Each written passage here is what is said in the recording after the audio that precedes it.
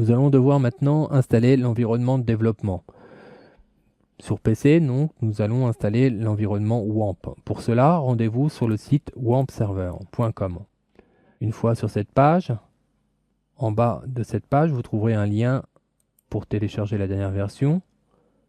Si nous descendons en bas de cette page nouveau, vous avez le lien de la version, en l'occurrence 2.0. Une version ultérieure sera très bien aussi. Vous cliquez donc dessus, puis vous enregistrez le fichier en cliquant sur Enregistrer. Et une fois téléchargé, il suffit de cliquer sur l'exécutable pour installer la suite WAMP sur votre PC.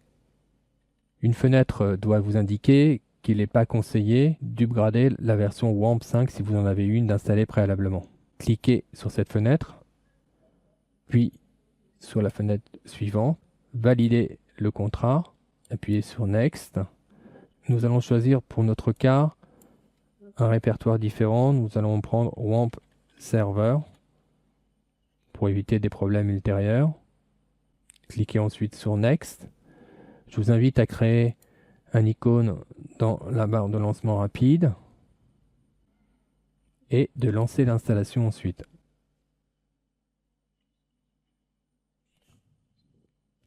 Une fenêtre vous indique si vous désirez prendre Firefox. Si toutefois celui-ci est installé, je vous conseille de l'activer pour le prendre comme navigateur par défaut en cliquant sur le bouton Oui.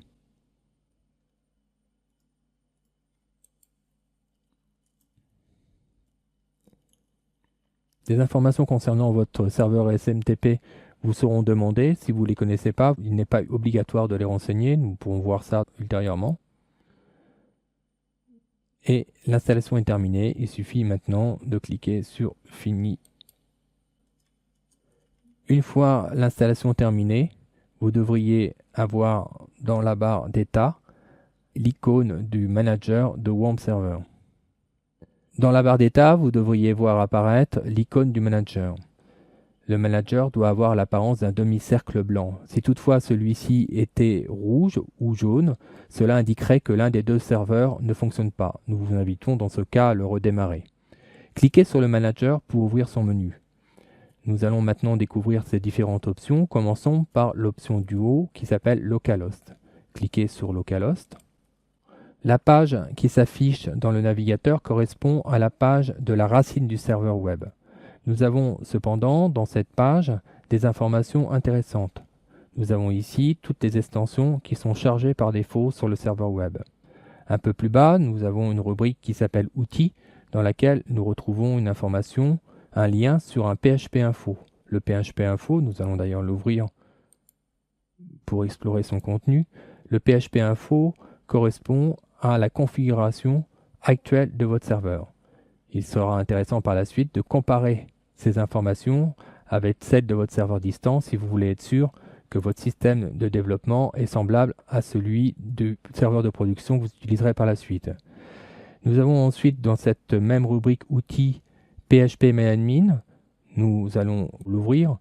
PHPMyAdmin, comme nous vous l'avons déjà indiqué, est le gestionnaire de la base de données.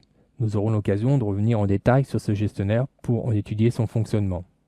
Revenons maintenant sur la page d'accueil, Localhost, afin de parcourir les autres éléments qu'elle contient. Nous avons une rubrique Vos projets qui se trouve dessous. Pour l'instant, cette rubrique est vide, mais elle contiendra par la suite les différents répertoires des sites que vous aurez l'occasion de construire. En dessous la rubrique Vos projets, vous avez la rubrique Vos alias. Celle-ci contient différents liens rapides sur des applications ou sur des projets futurs. Nous aurons l'occasion d'en reparler par la suite. Si nous revenons maintenant sur le manager, nous apercevons que nous avons aussi la possibilité d'accéder au gestionnaire de base de données PHPMyAdmin directement par le biais de ce lien. Vous avez aussi la possibilité d'accéder au répertoire physique dans lequel seront stockés vos sites. Pour l'instant, ce répertoire ne contient qu'un fichier index. C'est à cet endroit que vous devrez créer les répertoires de vos futurs projets.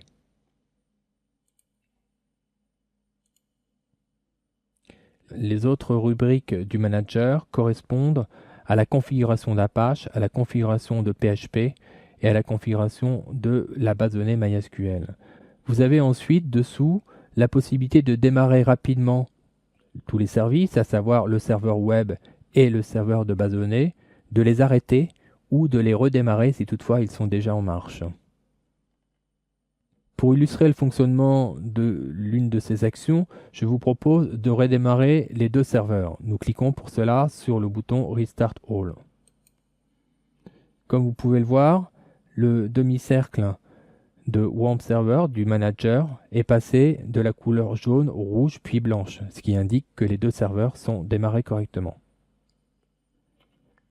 Si toutefois vous désirez arrêter complètement l'application Warm Server, il suffit pour cela de faire un clic droit sur le manager et de sélectionner l'option Exit. Il suffira ensuite d'aller dans votre programme Démarrer pour relancer l'application de sorte à pouvoir disposer de nouveau de l'application Warm Server. Avant de commencer, nous vous proposons d'organiser votre espace de travail. Pour cela, nous vous invitons à récupérer les ressources qui sont jointes au DVD, de sorte à les copier dans le répertoire de travail www de notre serveur WAMP. Pour cela, à partir de C, cliquez ensuite sur le répertoire WAMP Server, puis 3W. Vous avez ici la page index que nous avons visualisée tout à l'heure lorsque nous avons fait une présentation du manager. Cette page affiche notamment toutes les extensions, les différentes applications auxquelles on peut accéder, à savoir PHP MainAdmin, et bien sûr par la suite les futures ressources que vous allez vous-même développer. Nous allons pour cela copier l'ensemble de ces répertoires directement à ce niveau. Il est important de ne pas supprimer la page index en question, sinon vous n'auriez plus accès à cette page d'accueil qui est bien sympathique. Une fois que vous avez installé tous les répertoires, vous pouvez fermer les fenêtres. Nous allons maintenant nous intéresser à l'éditeur Notepad. Nous avons choisi d'utiliser un éditeur très simple, en l'occurrence Notepad, mais vous pourriez tout aussi bien utiliser l'éditeur de votre choix, ou encore un éditeur de type WYSIWYG comme Dreamweaver par exemple. Sachez que tous les programmes que nous allons développer par la suite pourront être réalisés de la même manière, quel que soit l'éditeur choisi. Avant de commencer à utiliser cet éditeur, je vous invite cependant à configurer certains paramètres. Cliquez pour cela dans le menu sur Paramétrage, puis sur Préférences. Cliquez ensuite sur l'onglet Nouveau document répertoire. Nous vous suggérons d'utiliser l'encodage UTF-8. En ce qui concerne le langage par défaut, nous allons donc programmer en PHP.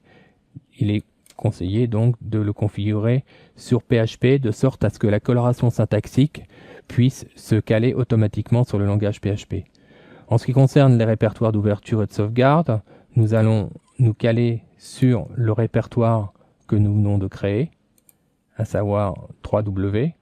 Vous pouvez parcourir éventuellement ceci à partir de la racine, donc C, WAMP Server, 3W, sélectionnez ce répertoire par défaut et fermez l'application. Pour les utilisateurs de Macintosh, je vous propose maintenant de commenter la démarche pour télécharger un environnement de développement. Celui-ci, contrairement au PC, s'appelle MAMP, MAMP M pour Macintosh, contrairement à WAMP qui était destiné à Windows. Il existe donc deux suites, une suite pro et une suite gratuite. Nous allons donc nous utiliser pour cette formation la suite gratuite. Vous descendez en bas de la page du fournisseur de l'éditeur de cette suite, donc en vous rendant sur l'adresse mamp.info et vous cliquez sur le bouton de téléchargement. Vous arrivez sur une seconde page où vous avez la possibilité de choisir votre environnement, l'OS, le type d'OS dont vous possédez. Et nous allons cliquer, nous en l'occurrence, sur Intel Mac. Le téléchargement s'opère. Nous proposons donc de l'enregistrer sur votre ordinateur. Validez cette fenêtre.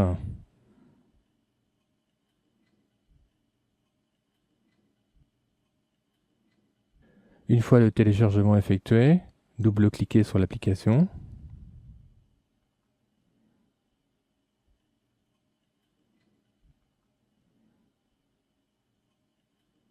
Puis sur le bureau, cliquez sur l'icône qui est décompressée.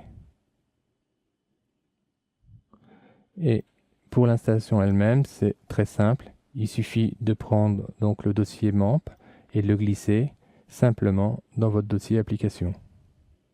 Dès lors, votre environnement de développement est installé sur votre Macintosh et vous allez pouvoir l'utiliser. Maintenant que l'application est installée sur le Macintosh, je vous propose donc de démarrer cette application. Pour cela, nous allons aller dans le répertoire application de votre ordinateur et vous devriez trouver donc un répertoire MAMP. Ici, vous allez ouvrir ce répertoire. Dans ce répertoire MAMP, vous avez donc plusieurs fichiers. Vous voyez ici par exemple le fichier htdocs, c'est le répertoire dans lequel nous irons mettre par la suite les différentes réalisations. Pour l'instant, il n'y a pas de réalisation dans ce répertoire. Ici, vous avez l'application MAMP qu'il convient donc de lancer pour que notre système démarre. Nous allons donc faire un double clic sur cette application afin de l'ouvrir. Dès lors, dès que l'application est lancée, une page d'accueil s'affiche, ainsi qu'une petite fenêtre qui vous indique que les deux serveurs, à savoir le serveur web Apache et le serveur MySQL, sont tous les deux en état de fonctionner, puisque les deux voyants sont verts. Sachez que cette fenêtre, nous allons la réduire, donc ici plusieurs boutons peuvent être intéressants à utiliser, donc ça évidemment pour arrêter les serveurs. Ce bouton permet d'accéder donc à la page d'accueil que nous avons derrière, qui est ici, que nous allons utiliser juste après. Vous avez ici les préférences et le bouton quitter. Nous allons donc réduire cette fenêtre et voir plus en détail la page d'accueil. La page d'accueil, vous avez donc une première page qui vous rappelle quelques informations spécifiques en ce qui concerne le paramétrage. En l'occurrence, on peut remarquer que contrairement au PC, sur Macintosh, il va falloir indiquer un numéro de port. Nous aurons donc un numéro de port spécifique pour la connexion au serveur de base de données, à savoir ce sera le numéro de port 8889. Et encore une fois, une autre différence par rapport au PC. En ce qui concerne l'utilisateur par défaut, pour se connecter, sur PC c'est root et sans mot de passe, alors que ici ce sera root et avec comme mot de passe root de nouveau. Voilà, nous verrons ça plus en détail lorsque nous nous connecterons via une page PHP. Sachez aussi que le numéro de port concernant donc le serveur local, nous pouvons le voir donc là-haut, est 8888, alors que sur PC, nous n'avons pas de numéro de port. Donc si nous récapitulons, un numéro de port pour le serveur web, donc le serveur Apache, ce sera donc local 2.8888, et l'accès au serveur MySQL sera donc local 2.8889 cette fois. Voilà, nous allons maintenant découvrir les différentes fonctionnalités que vous avez à votre disposition ici. Vous avez une page PHP Info qui vous rappelle tous les paramétrages de l'installation de votre PHP. Cette page peut être très intéressante pour comparer l'environnement de votre serveur de développement avec le serveur de production, puisqu'une page PHP Info est très facile à générer, puisqu'il suffit d'intégrer dans un script PHP la fonction PHP Info, parenthèse, parenthèse. Voilà, donc nous allons ensuite cliquer sur le bouton PHPMyAdmin, qui, je vous le rappelle, correspond au gestionnaire de base de données qui nous permettra de créer les bases. Ce gestionnaire donc a la même apparence que sur PC, donc là, pas trop de différence, puisque c'est une application web. Nous aurons d'ailleurs l'occasion par la suite de commenter l'usage de ce gestionnaire lorsque nous allons créer notre première base de données. En ce qui concerne les fichiers PHP, ils devront être stockés donc au niveau de la racine du serveur, en l'occurrence localhost donc 2.8888. Nous allons donc nous rendre sur cette racine. Nous voyons donc qu'actuellement il n'y a rien donc au niveau de cette racine. Je vous propose donc d'y déposer le kit donc des fichiers que vous trouverez sur votre DVD. Pour cela donc nous allons ouvrir le répertoire qui correspond, à savoir, je vous rappelle pour la démarche qu'il faut se rendre donc sur MAMP, ensuite cliquer sur HTTP. Nous allons donc prendre les fichiers que vous allez récupérer sur les ressources de votre DVD et les glisser dans le répertoire htdocs. de sorte à pouvoir donc y accéder par la suite. Il est important de comprendre que les pages PHP doivent être impérativement placées dans ce répertoire pour qu'elles puissent fonctionner. Nous retrouverons donc, par exemple, nos différentes pages comme les pages modèles que vous avez à votre disposition, qui vous permettront donc de démarrer des pages rapidement par la suite lors des expérimentations que nous allons mener. Voilà, nous allons voir maintenant l'éditeur. Vous pourriez utiliser l'éditeur de votre choix. Nous, en l'occurrence, nous avons utilisé Smultron pour les premiers tests. Donc, je vous propose de commenter le premier test pour ouvrir une première page avec cet éditeur. Donc, nous ouvrons Smultron. Nous allons donc, en l'occurrence, ouvrir une page modèle qui se trouve donc dans le répertoire modèle. Nous allons prendre par exemple la page PHP standard que nous utiliserons dans un premier temps. Vous voyez qu'ici la corrélation syntaxique de Smultron s'opère. Nous avons ici des premières balises que nous découvrirons ensuite. Si nous tapions par exemple un premier code PHP, donc bonjour, c'est le premier programme que nous réaliserons par la suite. La corrélation syntaxique est aussi appliquée donc à la partie PHP qui se trouve ici. Voilà, nous vous proposons par exemple d'enregistrer ce fichier.